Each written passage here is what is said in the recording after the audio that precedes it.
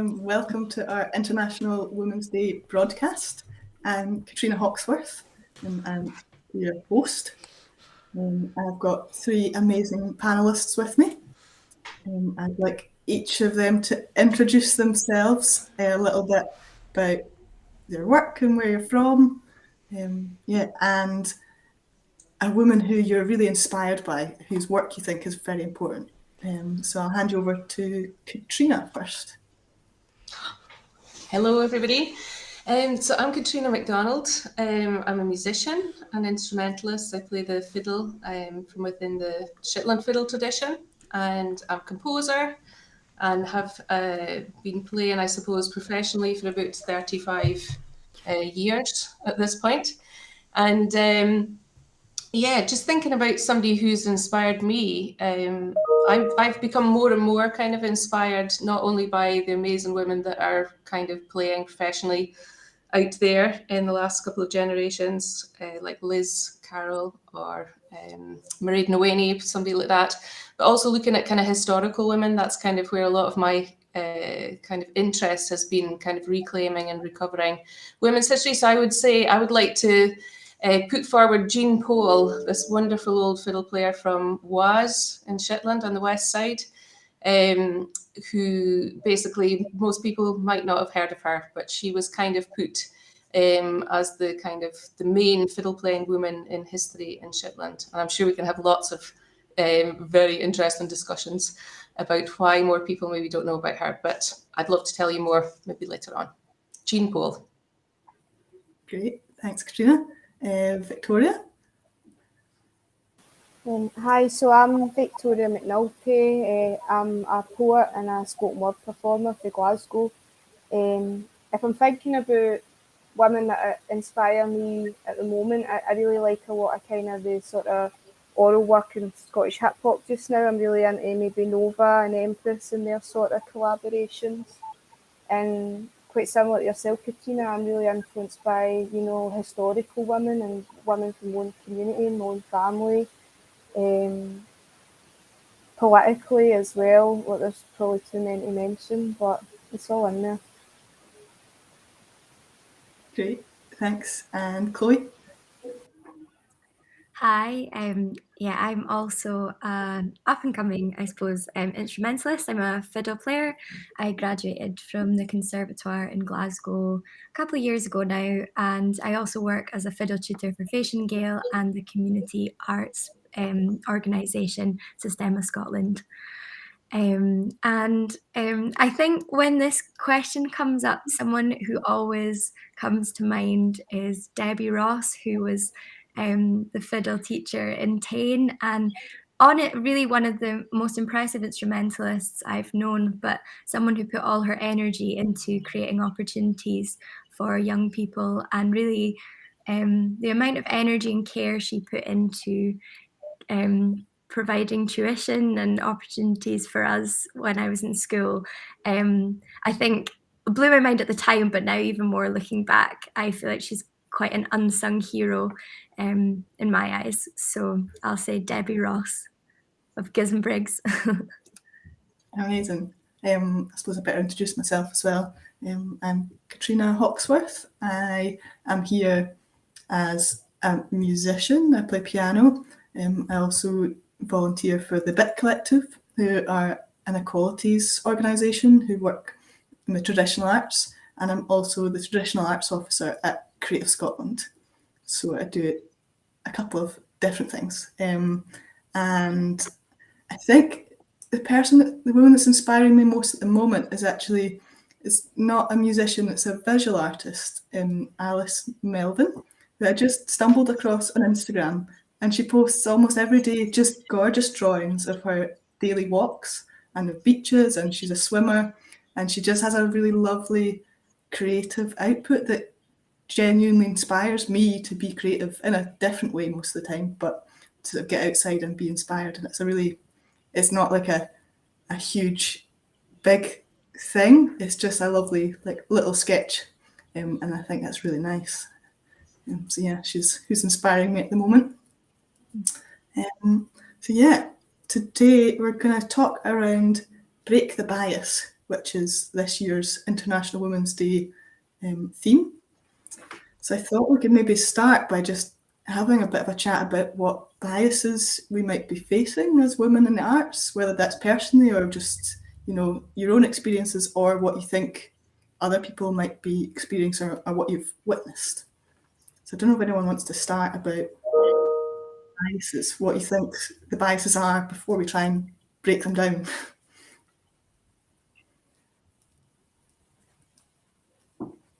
Anyone like to start or like pick on someone? I could start. I mean, I kind of was chatting there about kind of my interest in history and things like that. So it does seem to me that if we're going to look at kind of the biases that women face in the arts today, that really we have a lot of unpicking to do around kind of historical narratives, which unfortunately seem to still underpin in many ways, certainly in my own scene, some of the biases that are present there. I mean, a kind of an example, I suppose, would be the fact that as a woman instrumentalist, you know, within traditional music, I have been very lucky personally in the fact that I've been privileged to have made my way via the connections with kind of well-known teachers and bands. And I suppose coming from the Shetland Islands, there is this kind of cultural esteem around that tradition that I was very, very, you know, it was nothing I made. It was something that was already there from years of work in that. So what I do think is important that, you know, as a woman instrumentalist, I feel that I've benefited from all these things, but what I've been learning by unpicking kind of women's histories and the way that women's histories are being told is that kind of idea of whose stories are not being privileged in lots of ways, you know? So, and unpicking that kind of historical thing around fiddle playing and women instrumentalists, you know, for my kind of generation, I suppose I've been one of the women that have been in the professional scene and been quite public, you know, and people would perhaps recognize you in that kind of role. What I didn't realize is that obviously by kind of elevating certain women in the scenes that we're in to become the extraordinary and the kind of exceptional, I suppose we would say in a kind of an academic sense, that what you are doing is occluding and making a very handy tick box for bias to kind of come into place. Yeah, so nothing that, you know, I have made happen or people like me have made happen totally unaware because you're just trying to get on with your life. But you do realize about how we hold spaces and how we can actually create some of those biases there. And I'm certainly in recent times really been trying to unpick that in a personal way, but also just trying to understand how we are where we are. And I think we've got to unpick that historically. I think that's an interesting point. Oh, sorry. No, I was just going to agree from the perspective of I've been considering my own personal biases, and definitely in the as an instrumentalist, it's like you do kind of uphold those figures, and sometimes I found that I will judge myself, and I feel ashamed for this as well, that I will subconsciously judge women more harshly, or this women who are successful, or hold them to unrealistic standards that I wouldn't uphold for men. And at the moment, I'm just trying to notice any time that I have those expectations of women or those biases myself. And because I think we're all affected by the way in which women have been socialized and women's success has been celebrated and what female figures are elevated, just as you said, Katrina.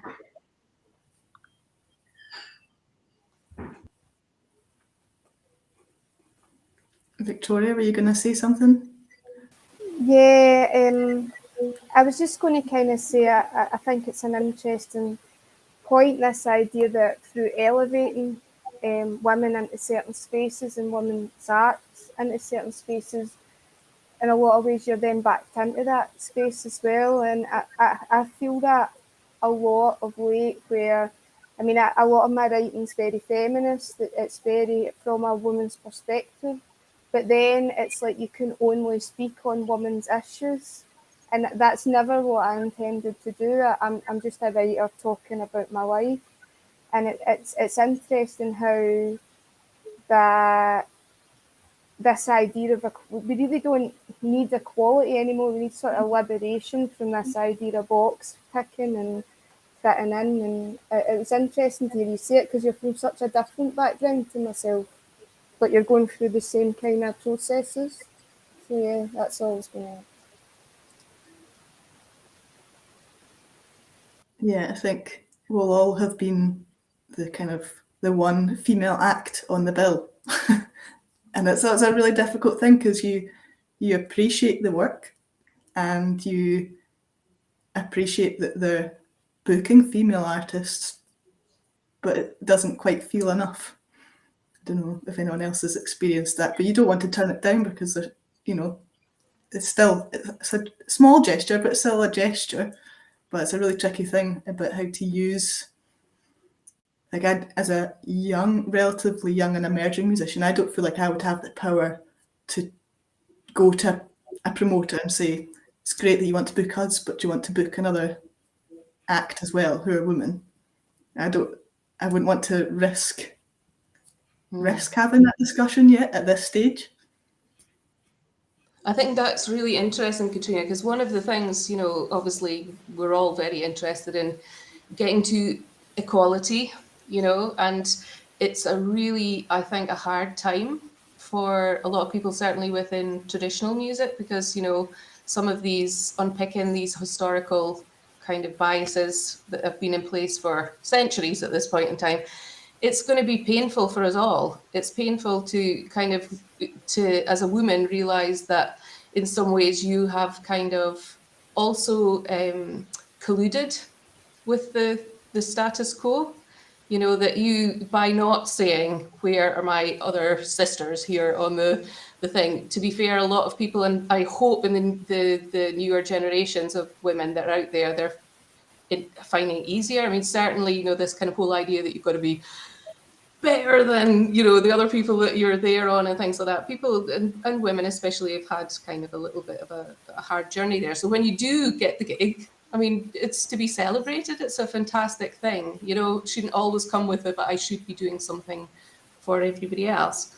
What I would say is that, I think we need to look at this by unpicking the histories, understand, filling in the gaps. So we have a full history. We don't just have the historical, very patriarchal history there, which is all fine, but we fill in the other side, all gendered histories.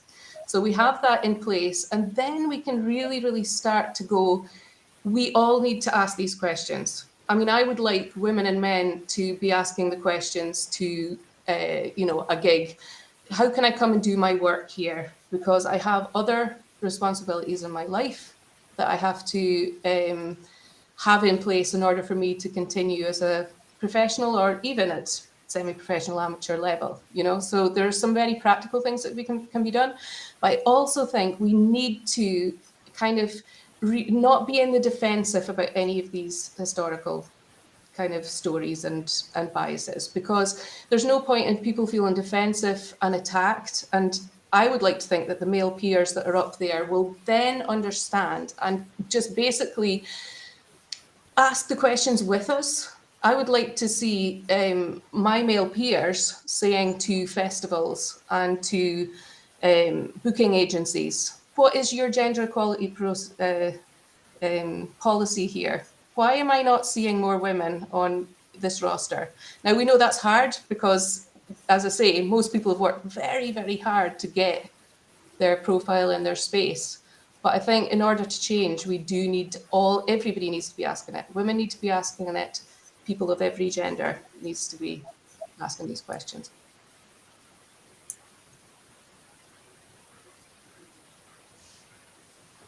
Yeah, absolutely.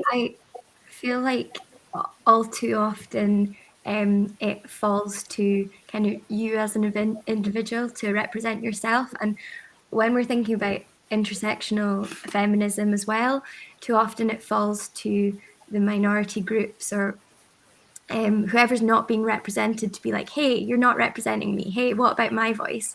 But it's so hard to come from that position of a lack of privilege. And for myself, I'm a white woman, and so I'm already in a position of privilege.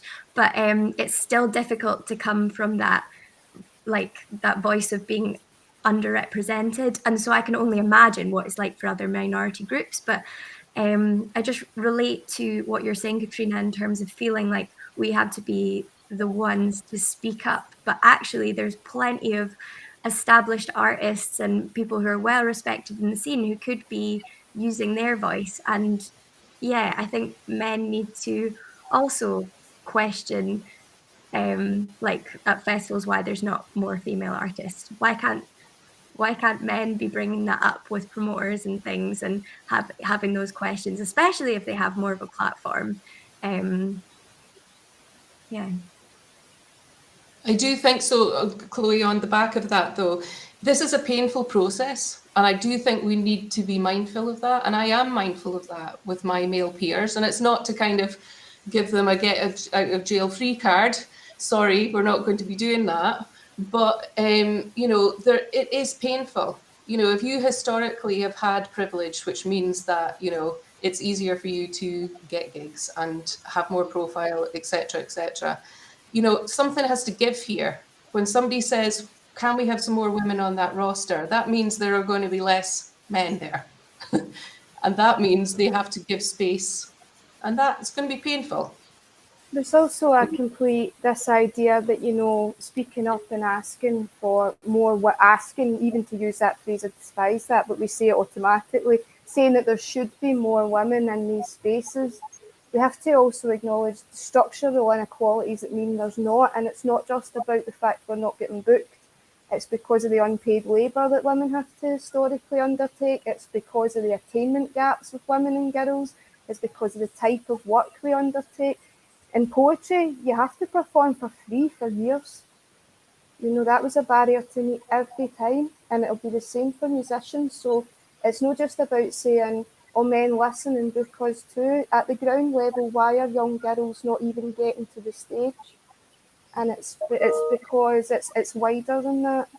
So I think, yeah, it is painful, but it's the inequalities felt more painful at the grassroots, I think, of people's lives. That's always something I'm mindful of.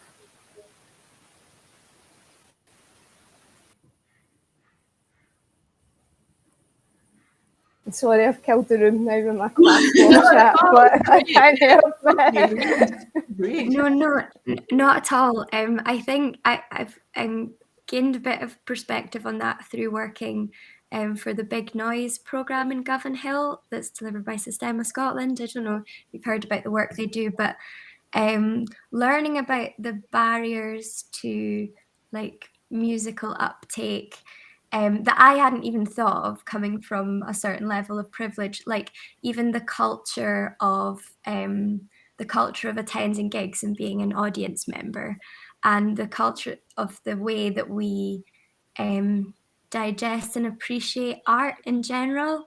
I think that maybe just doesn't filter down at grassroots level, as you're saying, and especially for young girls in like the communities in Govan Hill, where education isn't even a priority a lot of the time. And the organisation, they do lots of great work to try and kind of stop those kids from falling through the cracks, but it happens nonetheless. And it's just become painfully obvious to me how often that happens, and that's like right on my doorstep when these opportunities are available, but still it's the women and young girls who are kind of not getting these opportunities.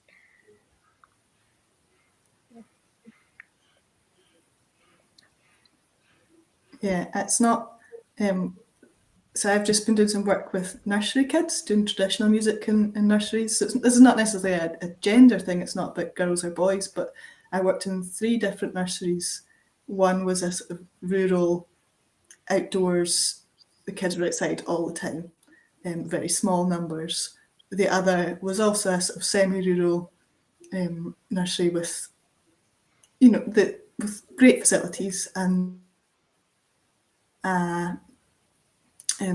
nursery in an SIMD1 area, so a really quite deprived area, and it was really interesting to see how they all felt about music, or how they could interact with it in the different ways that, like, for the ones that were always outside, they were kind of, they just sort of half absorbed it whilst they were climbing something, and they just took it in their stride.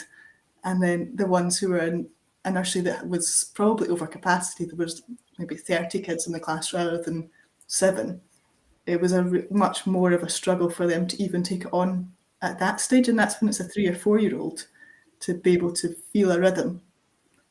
So you can imagine the impact that would have in your ability to listen to music or care about music as a 10-year-old, and then to actually be interested enough to really put yourself forward, and then with the added intersex of being a girl or a boy, that will also impact that as well at a later stage. It can have a massive difference. I mean, I know from my own perspective that in Shetland, I don't know if people are aware of that, but obviously it's an island that has money in it via North Sea oil. And some of the benefits of that have been, since the 1970s, there's been free tuition in the Shetland schools for fiddle tuition. There was a blip a few years ago where it wasn't free, but it's now, I believe, back to being free lessons. And I mean, that made a huge impact. I mean, my own circumstance, I come from a single parent family. I mean, it would have been absolutely prohibitive to have gone and had one-to-one lessons, So, I mean, that's not a gender-based thing, but I mean, it is. It's just, we have to realise that there are so many barriers of access out there for people. And anything we can do around that to make change would be fantastic.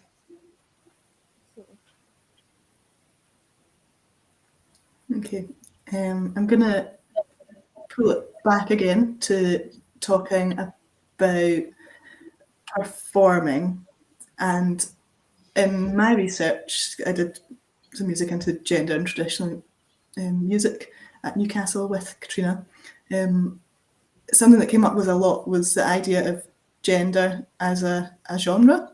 And you've already touched on this a little bit, Victoria, the idea of being kind of boxed in once you've started. But I don't know if anyone else has experienced that by just being a woman, you're already boxed in before you even open your mouth or play a note. It's certainly something we've found. So I play in a band called Heisk with some other women, and we find we're constantly compared as being very similar to the Canaris Quintet, who are an amazing band, and I'm very honoured to be compared to them. But they have an entirely different lineup. We all wear sparkly clothes. We have some fiddles. Yay! Here's the sparkly clothes. Someone be proud. But, that's kind of where the comparisons end. Like we've got fiddles and accordion, drums, electric harp and piano, and they have fiddles and mandolin and guitar. It's not even like a similar sound that we create, but we get compared all the time, or we get one or the other on a bill because we're too similar. And I wondered if anyone else has those sort of experiences or, feelings around that. All the time. At one point, it felt like you couldn't have the women poets on the same bill. And then, heaven forbid, you had 2 working class women on the same bill, then it was like the earth would collapse in on itself. So, yeah, and I think it's compared to writers who you're nothing like. You get asked to have opinions on things that you don't really care about, and it's all down to how you present gender-wise, to be honest. Yeah, I had two experiences that I could probably share there. One of which was kind of beginning of the 2000s. I actually set up a band called String Sisters, which at the time was like, you know, that was 6 female fiddle players and a fabulous as part of a band. But the reason I set that up was because we never met on festivals, because every festival had one of us. You know what I mean? Or one of the bands we played in, because we had all ticked that massive box, you know? And it was really at the time, look, we want to play together. And I mean, certainly through the COVID time, I mean, really that band, it's been a huge support and strength and some very interesting conversations, both with our male bandmates and female bandmates, just about, you know, the current scene and what's happening with that. So, I mean, and also just kind of echoing what you were saying there about, you know, being expected to do things that are not you. I mean, I spent lots of years in my early part of my career that, you know, you'd phone up to get a booking, and immediately the question was, does she sing? You know, it's like, no, I don't sing. I play the fiddle. I can, you know, do this for an hour and a half and hopefully be relatively entertaining and informative. But do you know what I mean? It's that, and I suppose that's that kind of gendering of areas, you know, and instruments in music is a classic case. You know, there's a big, big history there of what was appropriate for women to play. And then you get the vicious circle, because when you're not allowed to play anything, then it becomes kind of almost kind of furnished. So it sounds like a similar kind of story. I mean, I hope that doesn't happen. Maybe Chloe, you can tell me, do people still do that? Say, you know, do you do this X, Y, and Z as well as what you actually do really well? Yeah, I think that does happen. Yeah, I was just thinking about. I do feel like that's the thing. As like female artists, you need to be everything, and like even like you have to be, you know, like attractive or like agreeable or like you know, a people pleaser. If you say something that's not quite agree, you know, like I feel like there's so many standards that you're held to as a female artist that really have nothing to do with it. Like, you know, yeah, the singer thing. It's like everyone wants you to be a singer. And it's like, I just play the fiddle. Just let me play the fiddle. And like I do think me myself, I feel very aware of wanting to be or feeling the need to like be a people pleaser. I think partly I'm trying to like notice myself doing this more, but I think as an up and coming artist as well, you feel like there's very little room. You have to accommodate everyone. You have to be exactly what people want. You have to be everything that someone needs and is asking for, otherwise you're just not going to get the opportunities. And you feel kind of boxed in that way. I'm sure you've all experienced that as well. It's just like there's so much pressure to please everyone all the time.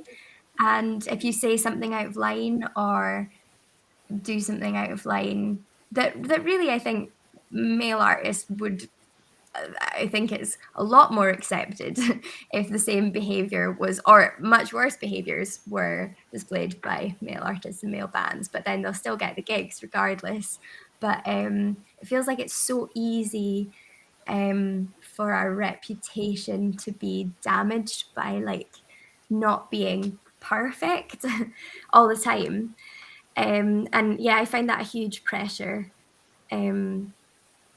Yeah, as an up and coming artist, I think. It really is. Sorry, I thought you were done, Chloe. I think I've got a bit of a delay.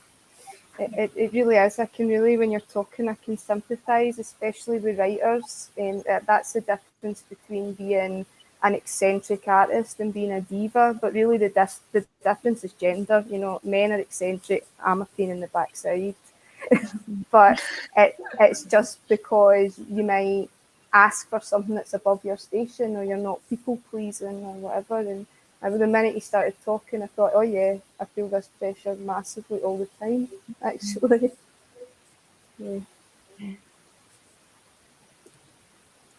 Yeah, it's kind of like you feel like you're walking a bit of a tightrope often. It's like, and yeah, and that's yeah, that's kind of from the beginning. But the fact that, as you're saying, that doesn't change, you're still feeling those pressures, and yeah, even established artists who should be owed that respect, and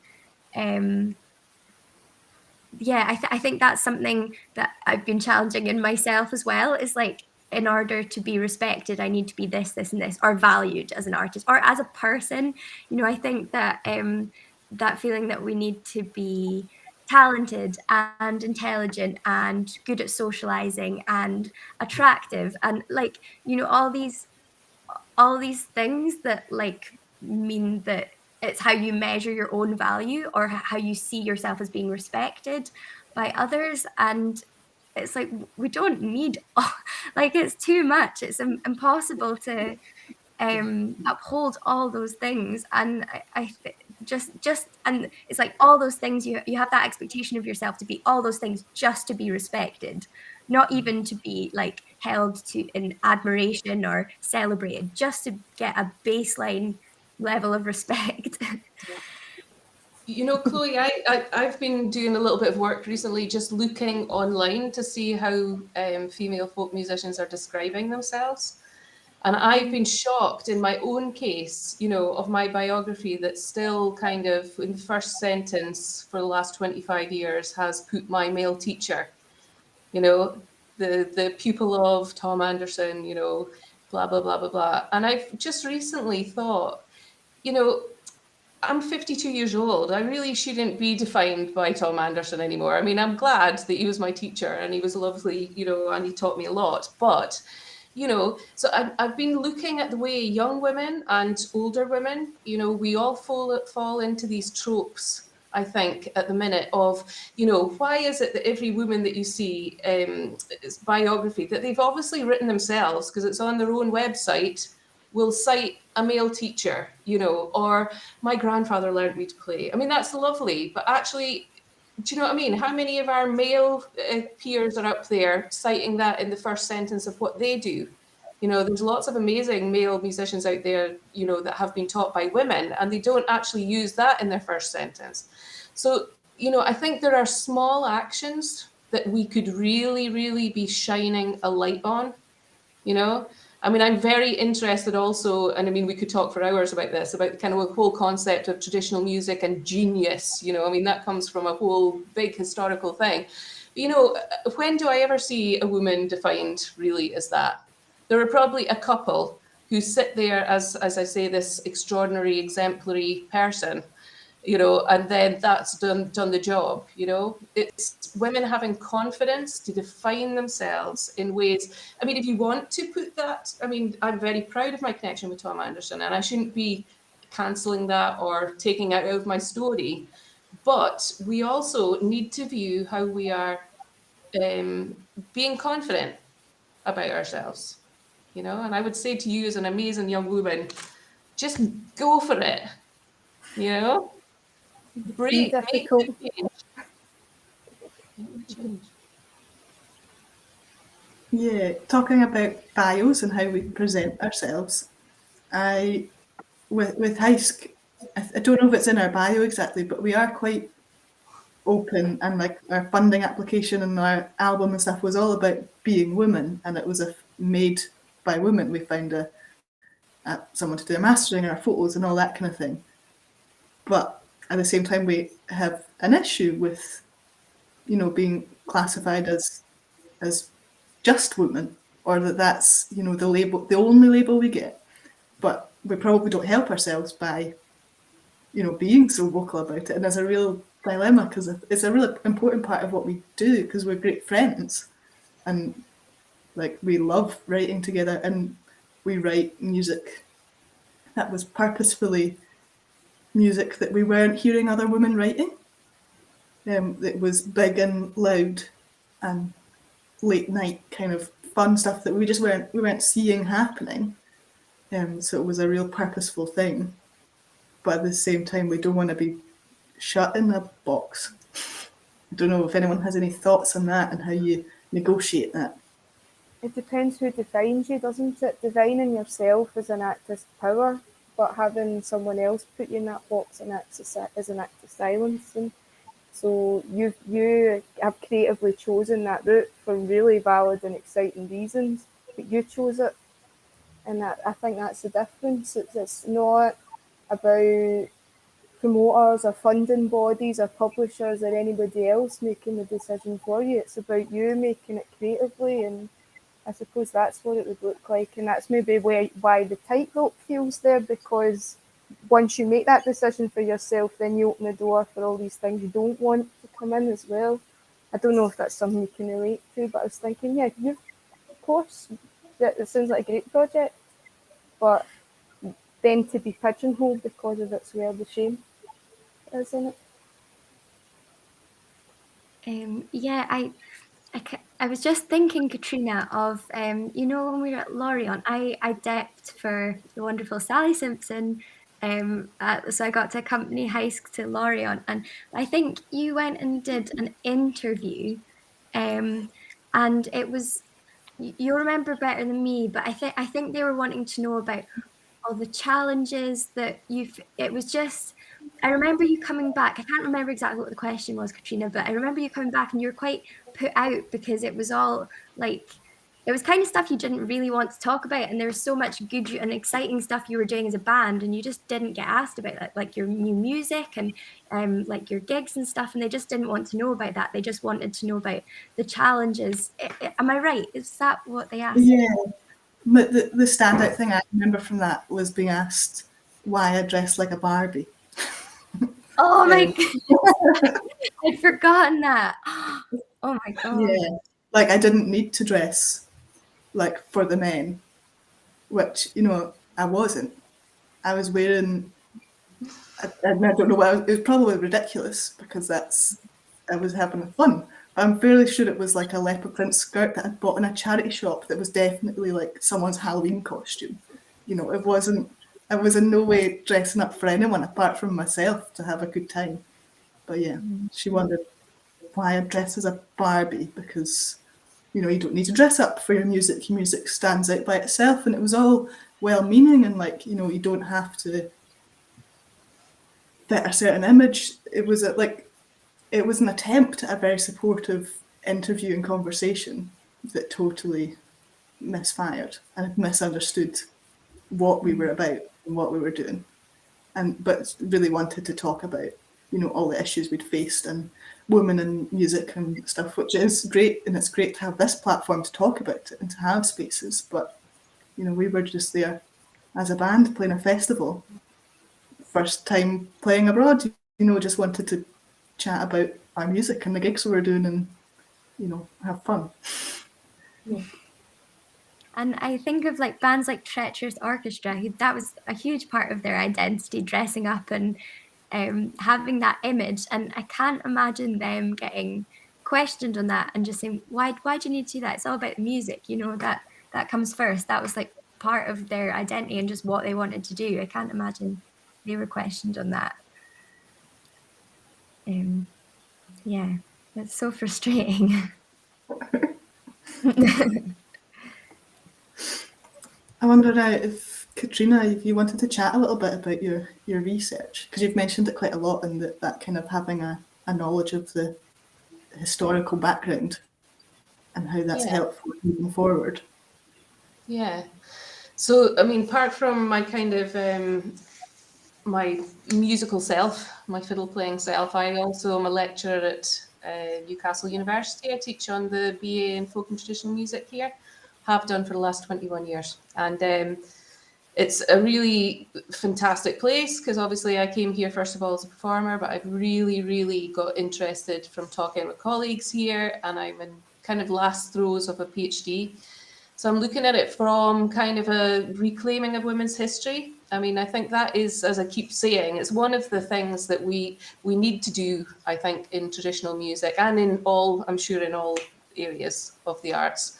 You know, we need to fill in the gaps of, you know, who were the women players. You know, I mean, I mentioned Jean Paul at the beginning. I mean, in 2019, I went and put with a set of female fiddlers, one of my friends who's a poet, Christine De Luca, from Was, the same place as Jean was from, got together a bunch of women to go and put up a headstone in the Walls graveyard. This lady had nothing. She died. There's no family kind of gravestone thing.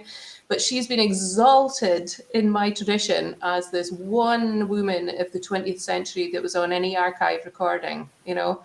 And she's had to wait, the whole weight of the Shetland fiddle tradition has been on her shoulders so long. I just thought, I think we need to relieve Jean of some of that, you know, kind of responsibility. So in my own case, it's kind of looking at cultural women pre-20th century. And really, you know, people are like, were there other women? I'm like, the fact you have to even ask that question is just ridiculous in so many ways. Of course, women played, women wrote poetry, women did everything. It was just, you know, who captured their history, who collected it, all those gatekeepers who were all men at that point in time. So, you know, I just feel now there's a lot of work to do. I mean, there's really great scholars like Tess Slominski, who just wrote our first kind of seminal text on folk and traditional music, The Trad Nation, looking at gender, sexuality and race. And you know, that's the first piece of work. There needs to be much more filling in the historical gaps so that we can have a sensible conversation and that we don't get our male peers kind of getting defensive about it. I'm so bored of those kind of conversations around, you know, the kind of antagonistic thing as though you're taking something away. I'm like, I want to add that other layer, and then we can look at the whole kind of level playing field of who did what and everything on a more equal footing. And then I think we can start to move towards kind of some change in attitudes. Well, it'll be one of the aspects. It's not the only one. Of course, we need the activists that are up in the sharp end of things, you know, but we need to look at it from all different angles.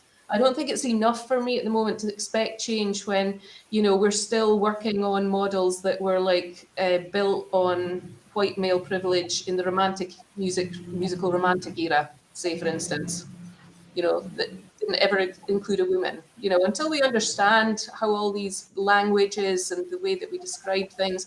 I mean, it did make me laugh the other day. Recently, I've had and now nobody's ever going to say anything nice about me on a program ever after this, but I've had twice recently. It's, you know, Katrina Mcdonald, the maestro of, you know, the Shetland fiddle, and, you know, Katrina Mcdonald and her masterly, you know, and I'm just like, we have no language that we can describe what you are in my own gendered terms, because mistressly doesn't really quite have the same cachet.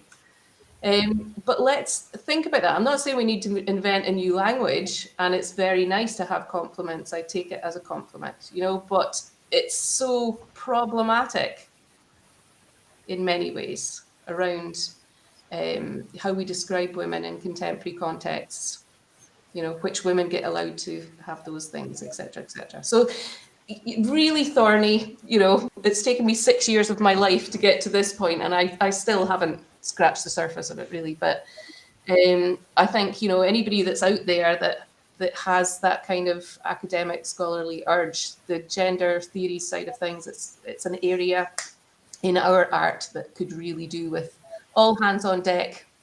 Chloe, come on, get going. I was just thinking I'd actually love to have a chat with you about this, Katrina. I've started researching tunes from my local area. I'm from Tain, so North Highland, and again, kind of off the back of what you're saying, I've been reading up about old collections, and so many of the old collections are collected by men. And then I've been reading about Frances Talmy.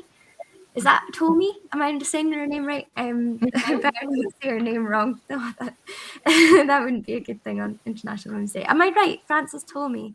Is that right? I don't know who that person is. Sorry. So she collected a lot of the music that was then incorporated into, I think it was Keith Norman McDonald's collections.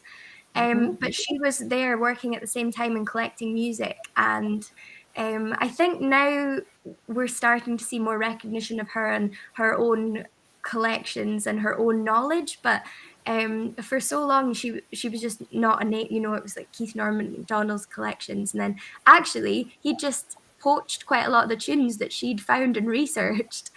And I was also looking into traveller families, and it's Ali Dowell, who's one of the kind of principal storytellers that in the Highlands, but actually he attributes his stories and his knowledge to his mother, who he says, I think, was just the best. It would all, but it's Ali Dowell. It's his name that we're like, what one of the best story, a true tradition bearer and figurehead. I don't even know what his mother was called, but I just read it was just a little sentence that he attributed all his stories to his mother and her great mind.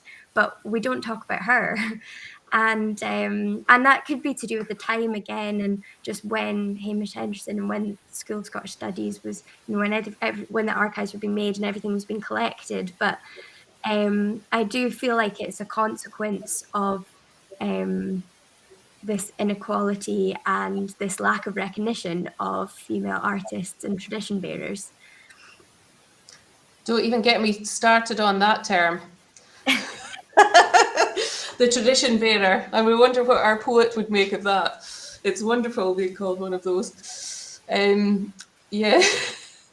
Again, just this kind of use of language and stuff like that. But you're so right. I mean, it would be really interesting to know what women would have collected. I mean, I was just reading something that Lucy Broadwood, who was one of the collectors from Cecil Sharp down in the kind of Edwardian turn of the 20th century.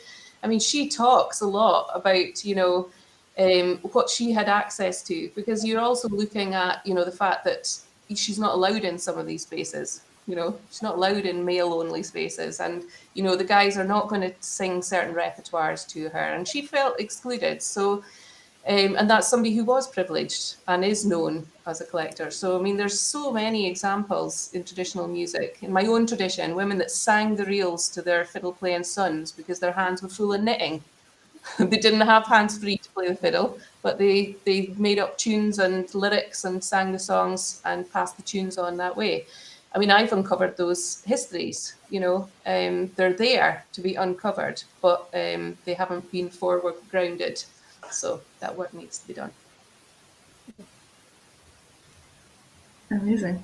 I think we should probably start to wrap up. So I'd like to try and talk about, some positives or some actions, or what we've talked a lot about, the biases, and we've had a few ideas specifically looking into the history, understanding our history before we can move forward. But I wonder if there's anything else useful that we feel we've gained from this conversation about how to progress. I find it interesting how when you're talking about the attribution of great works to men, and this idea that they take women's work and pass it off and things.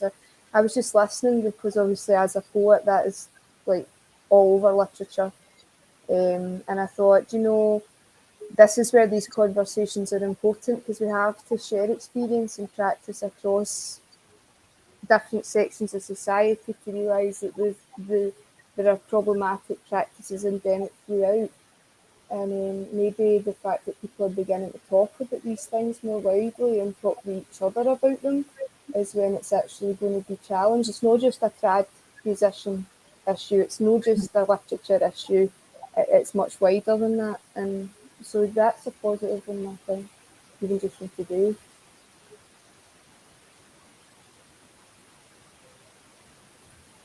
one thing that I was thinking is when Chloe, you were talking about all the challenges and the pressures and stuff you feel, and we're all saying, you know, you've got this, be more confident. Actually, we probably need to give that support to everyone and to help support everyone feel confident and valued and make sure that our peers all feel like they don't have to fight to be respected. And that would be a really positive thing to do, is just, you know, be a bit nicer. You know. Yeah.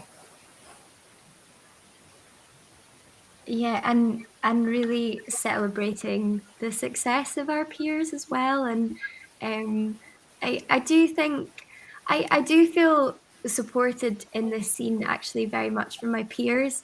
But I think there is still that kind of tendency for sometimes for women to tear each other down or to ask those questions, like in that instance, Katrina, that don't necessarily highlight the successes of women. So I think elevating women, highlighting successes of our peers, of historical figures, of people we look up to. And that is what this day is all about, isn't it? But I think for me, I want to have that in the forefront of my mind going forward. Yeah. I wonder, Victoria, if you have anything like something you could perform to sort of wrap up the session. No pressure, but I do. I picked a wee bit. It was a wee bit more storytelling. I thought it would be more fitting for the event. I imagined what it would be like if Eve was cast out the garden into the Calton in Glasgow to wander about dilapidated Irish bars for eternity. And it was just this idea that the weight of our ancestors bears really heavily upon us, which is kind of what you have been talking about, actually, rewriting your own traditions as well. I need to check before I perform it. How are we with swears? Because I can take it out. fine, I think. Right, that's No. cool. I can shout out if it's bad, but Okay, right, cool. In the beginning, there was only flesh. There was dew and plump and sodium sex, and he gave his rib and her a seed. And then they were equals. And digits climbed mountains of bones and breasts, brows soft and lips wet, fingerprints printing this time and space, a slow breath and solid space. And as the equinox streamed, the garden grew wild around them. So he turned his heels and he ran. New Eve sits in the Calton bar with an aura of coloured glass and this tin pot band, the jukebox a fading shade of deacon blue. She's still and stirring and sodden. You see this sheer plods round her ears. You see nothing ever happens here, so she sinks her stout and holds back the tears. Her fingers forming a roll up once feasted, now dry for weather and cheap labour. She recalls it used to be green round here, but no green of trees and emerald, the flags and youth and envy, and now a Commonwealth grey hushes at the side door. There's no Commonwealth round here. And in the summer she saw him in the bric-a-brac. The George Best photos, like the one in his loft, his hair all black and soft, and she sees him in the lead mirrors, the spotted spectres of smoke and decay. And she sees him in the vinyl stalls, the style council singles and the coal-thick walls, and she sees him in the floorboards, her feet pounding again and again, because he didn't push her face in the dust, nor shame her, nor call her a slut. He didn't shackle her or tame her or slice her and maim her. He just saw the fruit so full and ripe, he was told if he turned his back, the world would let him have it. And she became tame, no able to leave. Lost amongst the hubbub, the artist studios and pop-up pubs, and she shed her skin as the private wet strangled the foliage. And her hair in a bun, the pub shutters were down. She looked up for her phone, and he stood there in lamplight, all freckled and white as the pumps and glasses clashed around him And he stood there with his backbone bolstered with all that it is to be a man, and how being a man is needed. He said, Eve, I want you now, will you come with me? But she visioned her fingers being bled yellow with matchsticks, being buried in the sand and pelted to the bricks, and how she wept blood chained to the toll booth, this fishwife. She was fucked by presidents, indentured and changed. They sliced her tongue and silenced her name and cut her out in the famine. To walk this stretchy, boarded up pubs and single ends with the frail and bruised beside her, coughing up the sins of man. And as the gentry built their walls, the years had weathered her bitter. I'm not Eve, she said. The coal in her chest now burning ashen red with indignation for all that he granted against her, all that he took for her sisters, the time that was no his to take.